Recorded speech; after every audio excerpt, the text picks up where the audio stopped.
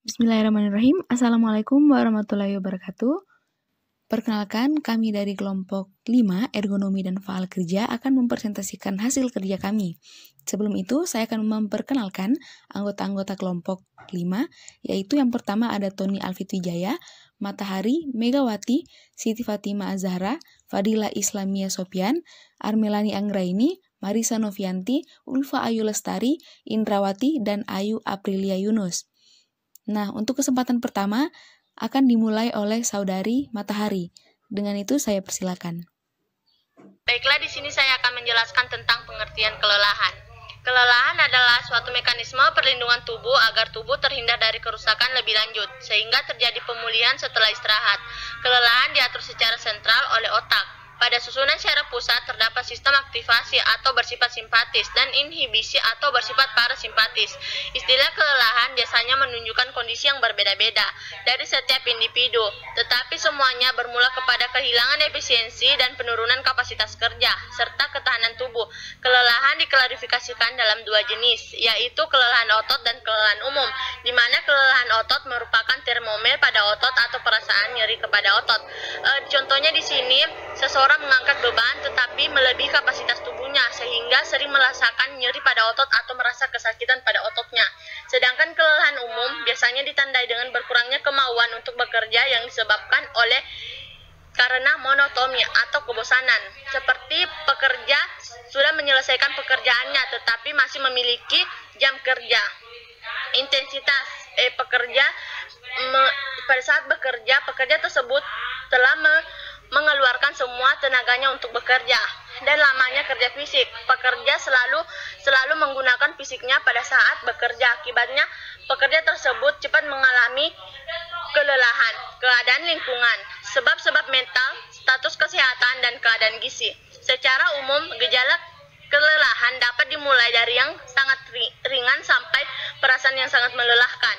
Kelelahan subjektif biasanya terjadi pada akhir jam kerja, apabila rata-rata beban kerja melebihi 30-40% dari tenaga kerja aerobik maksimal.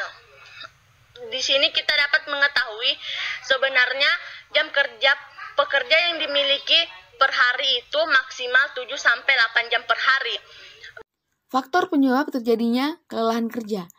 Grandjean 1991 menjelaskan bahwa faktor penyebab terjadinya kelelahan di industri sangat bervariasi, dan untuk memelihara dan mempertahankan kesehatan serta efisiensi, proses penyegaran harus dilakukan di luar tekanan. Nah, untuk kelelahan yang disebabkan oleh karena kerja statis berbeda dengan kerja dinamis. Pada kerja otot statis, dengan pengerahan tenaga 50% dari kekuatan maksimum otot hanya dapat bekerja selama 1 menit.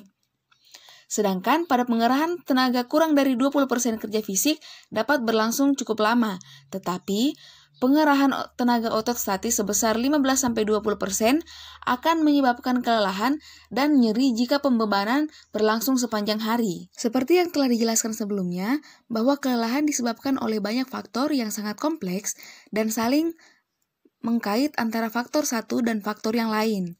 Nah, yang terpenting adalah bagaimana menangani setiap kelelahan yang muncul agar tidak menjadi kronis.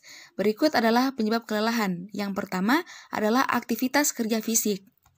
Aktivitas fisik adalah setiap gerakan tubuh yang disebabkan kerja otot-otot rangka dan menghasilkan pengeluaran tenaga dan energi atau pembakaran kalori. Latihan fisik adalah aktivitas fisik yang dilakukan secara teratur, terukur, dan terus-menerus sehingga dapat meningkatkan kebugaran tubuh. Tetapi, apabila aktivitas fisik ini dilakukan secara tidak teratur, tidak terukur, dan secara terus-menerus, maka akan mengakibatkan kelelahan kerja. Yang kedua adalah aktivitas kerja mental. Kerja mental merupakan kerja yang melibatkan proses berpikir dari otak kita.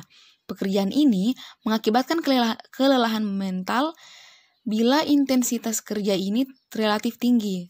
Tentunya hal ini bukan diakibatkan oleh aktivitas fisik secara langsung, melainkan akibat kerja kognitif atau saraf atau otak kita. Yang ketiga adalah stasiun kerja yang tidak ergonomis. Nah, stasiun kerja itu sendiri adalah area, tempat, atau lokasi di mana aktivitas produksi akan diselenggarakan untuk mengubah bahan baku menjadi sebuah produk yang memiliki nilai tambah. Nah, stasiun kerja sendiri dirancang secara benar akan mampu memberikan keselamatan dan kenyamanan bagi operator yang selanjutnya akan berpengaruh secara signifikan dalam menentukan kinerjanya. Nah, ketika stasiun kerja ini tidak ergonomis, maka akan mengakibatkan kelelahan kerja. Pada poin selanjutnya itu sikap paksa. Sikap paksa merupakan sikap yang melakukan pekerjaan karena adanya paksaan, sehingga pekerjaan kurang maksimal dan produktivitas kerja menurun. Selanjutnya, kerja statis. Kerja statis adalah kerja otot yang tidak bergerak atau diam. Biasanya kerja otot statis lebih cepat mengalami kelelahan dibandingkan kerja otot dinamis. Yang selanjutnya, kerja bersifat monoton. Kerja bersifat monoton adalah pekerjaan yang bersifat ulang-ulang, yang mengakibatkan kebosanan, kejenuhan pada diri pekerja, dan mengakibatkan kelelahan. Contohnya itu, manajer keuangan. Pekerjaan mengelola keuangan untuk mendapatkan hasil maksimal atas investasi memerlukan kejelian. Pekerjaan ini termasuk yang membosankan, karena memiliki pekerjaan sebagai manajer keuangan harus bisa menganalisis dan menafsirkan anggaran yang sehari-hari dikerjakan di meja tanpa banyak bergerak. Lingkungan kerja ekstrim.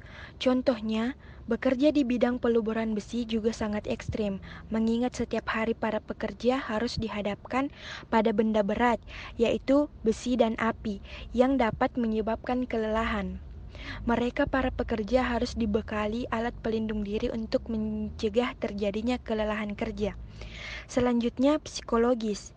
Contoh penyebab kelelahan kerja psikologis berarti di sini kita berbicara tentang psikis, seperti tekanan kerja. Tekanan kerja dari atasan. Misalnya, atasan yang terlalu menekan para pekerjanya untuk bekerja. Atasan terlalu banyak memberi pekerjaan dan dia menekankan bahwa pekerjaan yang diberikan itu harus diselesaikan dengan cepat. Seperti pekerjaannya banyak, tapi deadline-nya harus cepat. Jadi pekerja tersebut dapat tertekan psikisnya, cepat capek karena dia sudah tertekan duluan psikisnya dan terganggu konsentrasinya dikarenakan sudah tertekan dan tidak fokus lagi. Selanjutnya, kebutuhan kalori kurang.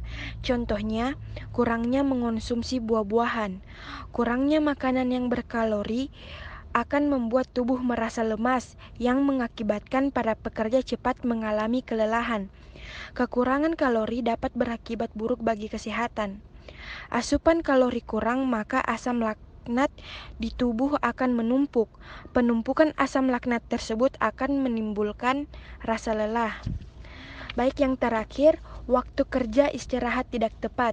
Contohnya, kelelahan timbul sebagai salah satu mekanisme perlindungan terhadap tubuh, agar tubuh terhindar dari kerusakan dan memberikan sejumlah signal akan perlunya waktu istirahat. Salah satu faktor yang menjadi penyebab terjadinya kelelahan kerja adalah lamanya waktu kerja. Waktu istirahat dan waktu bekerja yang proporsional dapat menurunkan derajat kelelahan kerja. Lama dan ketetapan waktu beristirahat sangat berperan dalam mempengaruhi terjadinya kelelahan kerja. Cara mengatasi kelelahan kerja. Jadi di sini saya akan membahas pada poin pertama sampai dengan poin ketiga. Jadi pada poin pertama di sini dikatakan bahwa penyebab kelelahan yaitu adanya aktivitas kerja fisik. Nah, cara mengatasinya yaitu dengan kita bekerja harus dengan sesuai kapasitas fisik yang kita miliki. Karena jika kita bekerja melebihi dari kemampuan fisik yang kita miliki, maka tentu saja akan mengakibatkan kelelahan kerja. Nah, kemampuan kerja fisik adalah sebuah kemampuan fungsional seseorang untuk mampu melakukan pekerjaan tertentu yang memerlukan aktivitas otot pada periode waktu tertentu. Lamanya waktu aktivitas bervariasi antara beberapa detik untuk pekerjaan yang memerlukan kekuatan dan sampai beberapa jam untuk pekerjaan yang memerlukan ketahanan. Tetapi, pembebanan fisik yang dibenarkan adalah tidak melebihi 30% sampai 40% dan kemampuan kerja maksimum tenaga kerja dalam waktu 8 jam sehari. Pembebanan yang lebih besar hanya dapat diperkenankan untuk waktu yang lebih singkat dan ditambah dengan waktu istirahat yang sesuai dengan pertambahan beban kerja yang diterima oleh tenaga kerja. Dalam hal ini, beban fisik mengangkat dan mengangkut, maka beban berat yang diperkenankan untuk tenaga kerja di Indonesia adalah 40 kg dan apabila dilakukan lebih dari 1 kali, maka harus disesuaikan lagi. Kemudian pada poin yang kedua di sini dikatakan bahwa penyebab kelelahan adalah adanya aktivitas kerja mental. Nah, cara mengatasinya yaitu dengan kita harus bekerja sesuai dengan kapasitas kerja mental. Jadi, menurut Henry R. Jacks pada tahun 1998 dalam bukunya Human Mental Workload, beban kerja mental adalah beban kerja yang merupakan selisih antara tuntutan beban kerja dari suatu tugas dengan kapasitas maksimum beban mental seseorang dalam kondisi termotivasi. Nah, cara-cara yang dapat dilakukan untuk mengatasi dari beban kerja mental ini yaitu yang pertama yaitu beban kerja mental harus disesuaikan dengan kemampuan dan kapasitas kerja pekerja yang bersangkutan dengan menghindarkan adanya beban berlebih maupun beban kerja yang terlalu ringan. Yang kedua yaitu jam kerja harus disesuaikan baik terhadap tuntutan tugas maupun tanggung jawab di luar pekerjaan. Yang ketiga, setiap pekerja harus diberikan kesempatan untuk mengembangkan karir, mendapatkan promosi, dan mengembangkan keahlian. Yang keempat, yaitu membentuk lingkungan sosial yang sehat antara pekerja yang satu dengan yang lain. Kemudian yang kelima yaitu tugas-tugas harus didesain untuk dapat menyediakan stimulasi dan kesempatan agar pekerja dapat menggunakan keterampilannya. Nah, selanjutnya penyebab kelelahan yang ketiga yaitu stasiun kerja yang tidak ergonomis. Cara mengatasinya yaitu dengan redesign atau mendesain kembali stasiun kerja yang ergonomis. Jadi secara ideal, perancangan stasiun kerja haruslah disesuaikan dengan peranan dan fungsi pokok dari komponen-komponen sistem kerja yang terlibat, yaitu manusia, mesin, dan lingkungan fisik kerja. Peranan manusia dalam hal ini akan didasarkan pada kemampuan dan keterbatasannya, terutama yang berkaitan dengan aspek pengamatan, kognitif, fisik, ataupun psikologisnya. Demikian juga peranan atau fungsi mesin atau peralatan seharusnya ikut menunjang manusia atau operator dalam melaksanakan tugas yang ditentukan. Sedangkan untuk mesin atau peralatan kerja juga berfungsi untuk menambah kemampuan manusia, tidak menimbulkan stres tambahan akibat beban kerja, dan membantu melakukan kerja-kerja tertentu yang dibutuhkan tetapi berada di atas kapasitas atau kemampuan yang dimiliki manusia. Kemudian mengapa harus ada redesign? Jadi yang pertama itu karena manusia adalah berbeda satu dengan yang lainnya. Jadi setiap manusia mempunyai bentuk dan ukuran tubuh yang berbeda-beda seperti tinggi dan pendek, kemudian tua dan muda, kurus dan gemuk, normal dan cacat, dan lain-lain. Tetapi kita sering hanya mengatur atau mendesain stasiun kerja dengan satu ukuran untuk semua orang, sehingga hanya orang dengan ukuran tubuh tertentu yang sesuai atau tepat untuk menggunakan. Contohnya, orang tua mungkin tidak sesehat atau sekuat, secerdas atau setajam orang yang lebih muda.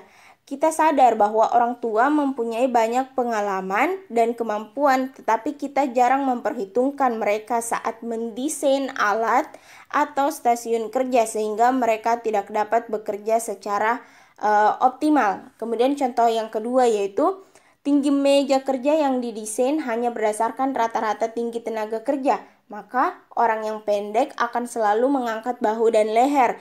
Tentu saja hal ini bukan kondisi yang ergonomis. Kemudian orang tinggi akan membungkukkan punggung waktu kerja pada ketinggian meja yang sama. Kemudian yang kedua yaitu manusia mempunyai keterbatasan. Manusia sering mempunyai keterbatasan baik fisik maupun mental. Contoh yang pertama yaitu keterbatasan fisik. Letak tombol-tombol operasional dan kontrol panel pada mesin yang didesain berdasarkan ukuran panjang jangkauan orang tertinggi seperti orang Eropa dan Amerika. Maka orang yang lebih pendek seperti kita, orang-orang Asia, tidak dapat menjangkau kontrol panel tersebut dengan alamiah sehingga menyebabkan sikap paksa dan mungkin dapat menyebabkan kelelahan operasi. Contoh yang kedua yaitu keterbatasan mental, yaitu kemampuan manusia dalam proses informasi juga sering mengalami pembebanan berlebih sehingga kesalahan dan keputusan yang tidak benar sering terjadi saat keterbatasan manusia terlampaui. Poin yang keempat, redesain lingkungan tempat kerja. Maksudnya, membuat lingkungan tempat kerja agar tetap merasa nyaman saat bekerja, dengan memperhatikan segala hal yang mungkin saja akan mengganggu kenyamanan para pekerja. Poin yang kelima, reorganisasi lingkungan kerja, kebutuhan kalori seimbang. Maksudnya, kebutuhan kalori tenaga kerja dan di lingkungan khusus harus mengonsumsi makanan yang mengandung gizi seimbang dan sesuai dengan kalori yang dibutuhkan oleh tenaga kerja. Karena seperti yang kita ketahui bahwa kecukupan gizi pekerja selama bekerja merupakan salah satu bentuk penerapan syarat keselamatan dan kesehatan kerja sebagai bagian dari upaya meningkatkan derajat keselamatan pekerja.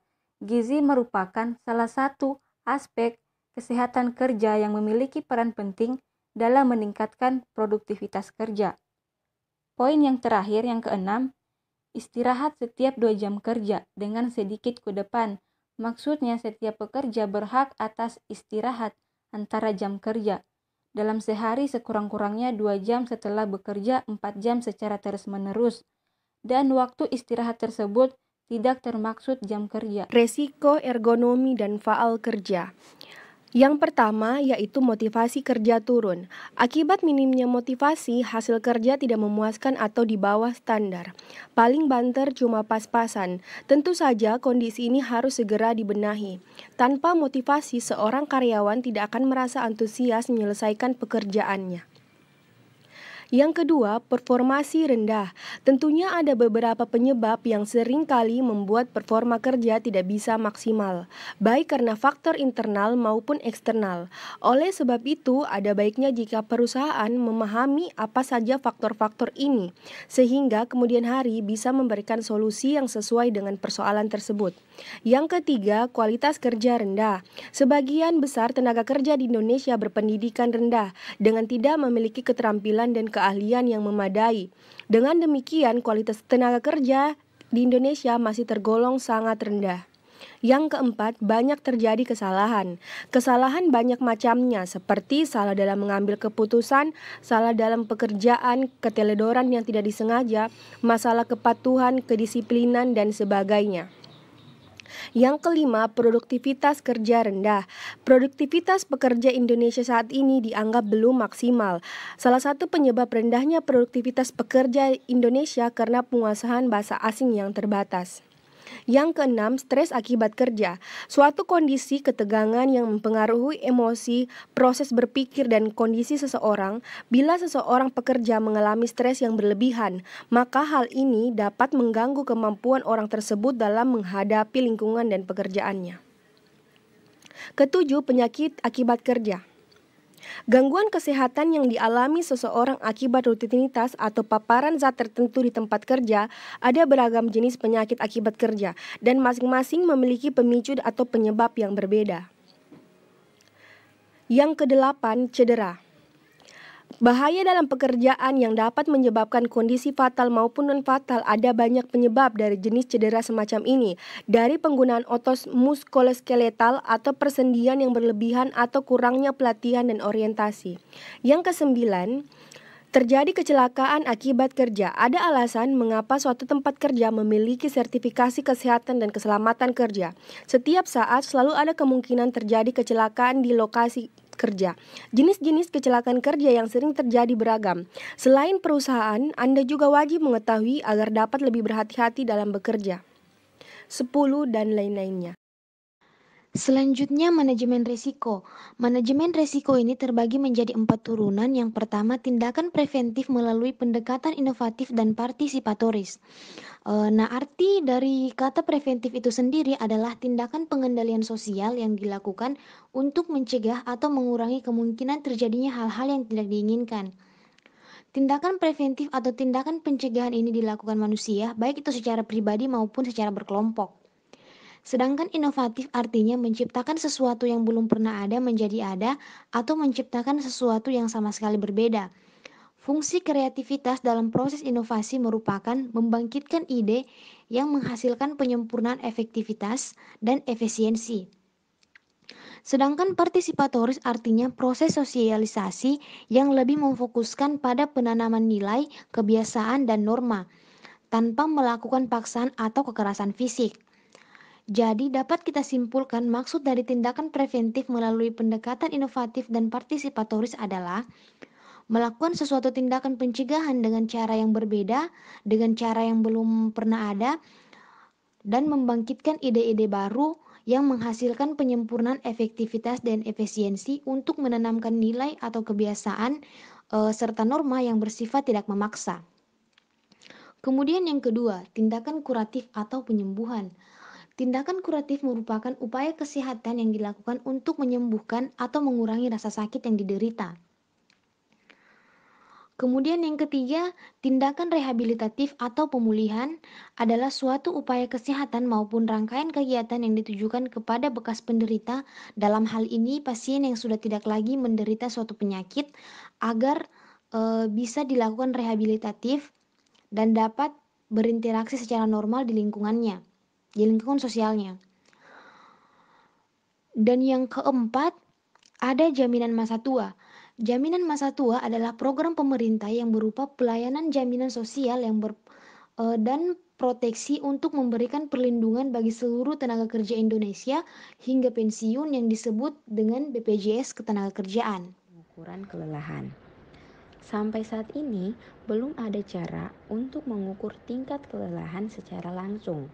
Pengukuran-pengukuran yang dilakukan oleh para peneliti sebelumnya hanya berupa indikator yang menunjukkan terjadinya kelelahan akibat kerja. Grenjen mengelompokkan metode pengukuran kelelahan dalam beberapa kelompok. Nah, di sini saya akan menjelaskan metode pengukuran kelelahan pada poin 1 dan 2. Yang pertama, kualitas dan kuantitas kerja. Pada metode ini, kualitas output digambarkan sebagai suatu jumlah proses kerja atau waktu yang digunakan dalam setiap item atau proses operasi yang dilakukan setiap unit waktu. Namun demikian, banyak faktor yang harus dipertimbangkan seperti target produksi, faktor sosial, dan perilaku psikologi dalam kerja. Sedangkan kualitas output atau kerusakan produk, penolakan produk, atau frekuensi kecelakaan dapat menggambarkan terjadinya kelelahan. Tetapi faktor tersebut bukanlah merupakan casual faktor. Metode yang kedua, uji psikomotor atau psikomotor test. Pada metode ini melibatkan fungsi persepsi, interpretasi, dan reaksi motor. Salah satu cara yang dapat digunakan adalah dengan pengukuran waktu reaksi. Apa sih waktu reaksi? Waktu reaksi adalah jangka waktu dari pemberian suatu rangsang sampai kepada suatu saat kesadaran atau dilaksanakan kegiatan. Dalam uji waktu reaksi dapat digunakan nyala lampu, denting suara, sentuhan kulit, atau goyangan badan. Terjadinya pemanjangan waktu reaksi merupakan petunjuk adanya pelambatan pada proses faal syarat dan otot. Nah, di sini juga Sunres and McCormick mengatakan bahwa waktu reaksi adalah waktu untuk membuat suatu respon yang spesifik saat satu stimuli terjadi. Waktu reaksi terpendek biasanya berkisar antara 150 sampai dengan 200 milidetik.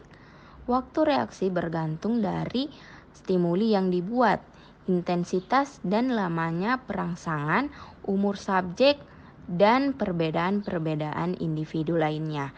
Di sini juga Setiawati melaporkan bahwa dalam uji waktu reaksi ternyata stimuli terhadap cahaya lebih signifikan daripada stimuli suara. Hal tersebut disebabkan karena stimuli suara lebih cepat diterima oleh reseptor daripada stimuli cahaya. Nah, Alat ukur waktu reaksi yang telah dikembangkan di Indonesia biasanya menggunakan nyala lampu dan denting suara sebagai stimuli. Metode pengukuran kelelahan yang ketiga yaitu uji hilangnya kelipan atau flicker fusion test. Dalam kondisi yang lelah, kemampuan tenaga kerja untuk melihat kelipan akan berkurang. Semakin lelah, akan semakin panjang waktu yang diperlukan untuk jarak antara dua kelipan. Uji kelipan ini digunakan untuk mengukur kelelahan, juga menunjukkan keadaan kewaspadaan tenaga kerja. Metode yang keempat yaitu pengukuran kelelahan secara subjektif atau Subjective Feelings of Fatigue. Subjective Self-Rating Test dari Industrial Fatigue Research Committee atau IFRC dari Jepang merupakan salah satu kuesioner yang dapat untuk mengukur tingkat kelelahan subjektif. Berkaitan dengan metode pengukuran kelelahan subjektif, Sinclair pada tahun 1992 menjelaskan beberapa metode yang dapat digunakan dalam pengukuran subjektif, antara lain ranking methods, rating methods, questionnaire methods, interview, and checklist. Kelelahan biasanya terjadi hanya bersifat sementara dan dapat pulih kembali setelah diberikan istirahat dan energi secukupnya. Jika demikian kondisinya, maka kelelahan tersebut merupakan kelelahan ringan. Tetapi untuk kelelahan yang berat, diperlukan waktu yang lama untuk mengadakan pemulihan kembali. Dan ada kalanya bahkan diperlukan obat-obatan untuk memulihkan kondisi agar dapat fit kembali. Pengukuran kelelahan dapat menggunakan kuesioner kelelahan subjektif.